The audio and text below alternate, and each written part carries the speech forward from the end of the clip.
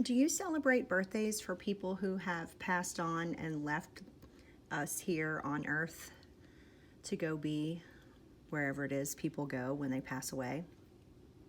That's what we're going to talk about today.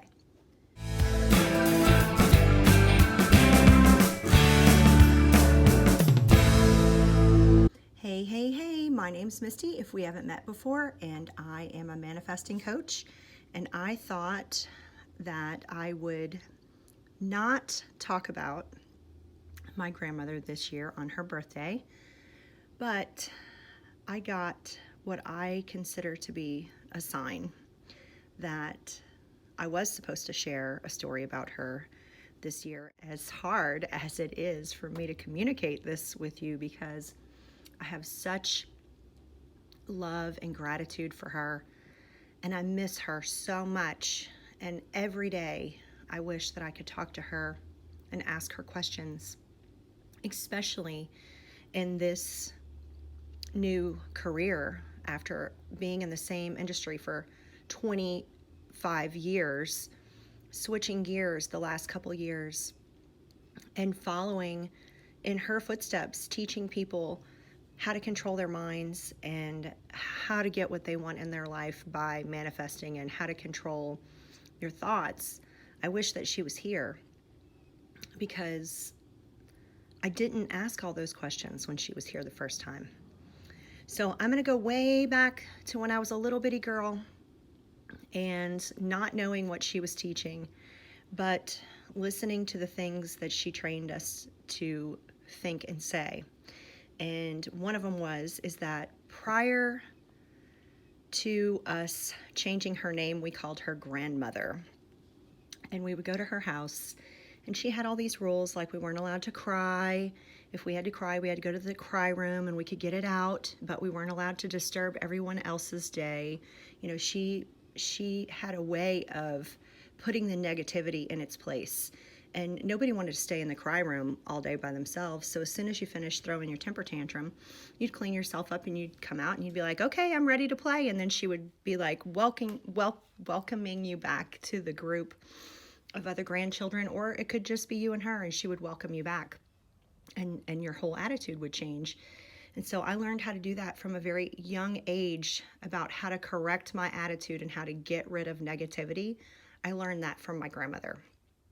So one particular visit, my sister and I were there, and we did exactly what sisters that are 14 months apart do. We nagged at each other and we fought with each other, and she separated us in 2 different beds and told us that when we could get along, that we could get up and play together again.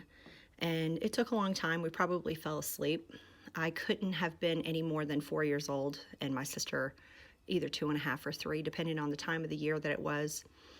And she came by the room, kind of sneaking by, peeking in to see what was going on. It was quiet in there. And we started teasing her, because she would always say the same thing. Whenever we were being negative, she would say, stop that. You have to be happy, happy, happy at my house. And she said it over and over and over again. So when she walked by our room that day, my sister and I were teasing her, and we would be like, there she is. She has to be happy, happy, happy. Everything has to be happy, happy, happy, like 2 bratty little kids. And she was like, she took it with a grain of salt, and she was like, well, you can call me happy if you want to. And so for the rest of that weekend, we called her happy, laughing about it and teasing about it. And the next time we went back, we did the same thing, because it kind of stuck. You have to be happy, happy, happy. And every time one of us would get in a sour mood and we'd have to go to the cry room, while we were in there crying, we'd start giggling and we'd say, nope, can't be negative, can't be upset at Happy's house. You have to be happy, happy, happy. And so the name stuck. And well into my 30s, when she was still alive, all of my friends only ever knew her as Happy. And so her birthday came this year, like it does every year. Like our loved ones' birthdays come every year, and it's a reminder to us that they're not here anymore. And some years are harder than others. And for whatever reason this year, probably because of what I'm doing now, it has gotten harder for me not to have her here, not easier. Even though she passed away many years ago, I'm feeling it more now than ever.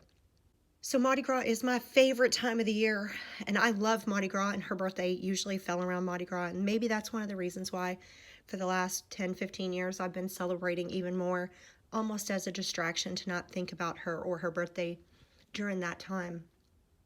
And so I was doing what I always do, meeting up with a bunch of my friends, going out to revel and all the festivities that is Mardi Gras. I love to watch people. I love talking to random strangers.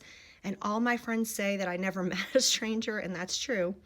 And so you can imagine how much they giggle at me when I ride the public transportation. Just like many cities, New Orleans has a public transportation, and it is mostly used by people that are of a lower income. And I love it, and I love meeting these people. And I have seen people that are very wealthy on the bus and people who are very poor on the bus, and I give up my seat for either one. So the other day, I'm on the bus, I'm riding through the beautiful city of New Orleans, and this man gets on 2 stops after me, and he has a walker. And so I get up to help him, just like I would any other person. It's just who I am. I never even think twice about it until someone else points it out. And he sits down and he starts talking, and I can tell that he just needs somebody to listen to him. So he talks for many, many, many blocks. Our trip, because of the traffic, because of the parades in New Orleans and the situation, it was a good 45-minute ride that we were together, sitting across the aisle from each other on the bus. I saw him be polite to many people, even offering to give up his seat for a lady, even though he needed a walker to stand. It was such a beautiful thing, and I really enjoyed talking to him. And then all of a sudden, right before our stop, which was the last stop, the end of the line, we were both getting off together. He was on his way to some appointments at a VA hospital, and I was on my way to have a good time with my friends.